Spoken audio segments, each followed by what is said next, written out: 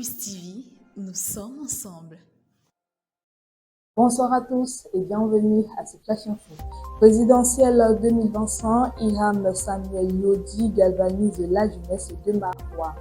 L'ambiance était électrique à Maroua, capitale de l'extrême nord.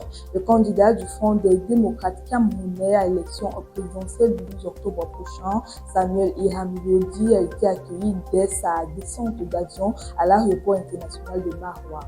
De l'aéroport jusqu'au centre-ville, une foule enthousiaste a escorté le jeune aspirant au palais d'Etoudi.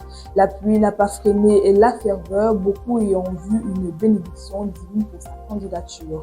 Dans la salle de conférence, Hiram a échangé directement avec les jeunes, réaffirmant son ambition de porter leur aspiration au sommet de l'État. Cameroun-Tchad, un pacte de défense pour une frontière plus sûre.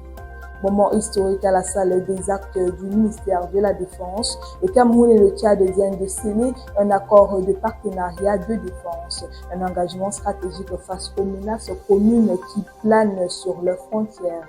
Cette signature officielle marquée par l'échange solennel des parchemins entre le ministre délégué à la présidence chargée de la défense du Cameroun et son homologue tchadien vise à renforcer la coopération militaire, partager les informations sensibles et mener des actions conjointes sur le terrain.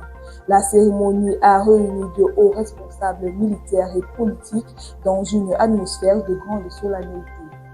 En RDC, une ménagère recherchée pour le meurtre de sa patronne. La police congolaise est à la recherche de la nommée Jenny Mundeke pour des actes criminels perpétrés le 11 septembre dernier contre son employeur de nationalité indienne, Allen. Les médias locaux rapportent que ce jour-là, dans la résidence de la victime à Gombe, Jenny, la femme de ménage, aurait agressé sa patronne à l'aide d'un couteau et d'un pilon. Elle s'est servie de ces objets pour lui assommer de violents coups avant de s'enfuir. Les secours arrivés au domicile de Aline, cette dernière a été évacuée en urgence dans un hôpital où elle va succomber à ses blessures le 15 septembre 2025. Une enquête est ouverte pour savoir si c'est de la légitime défense ou l'assassinat.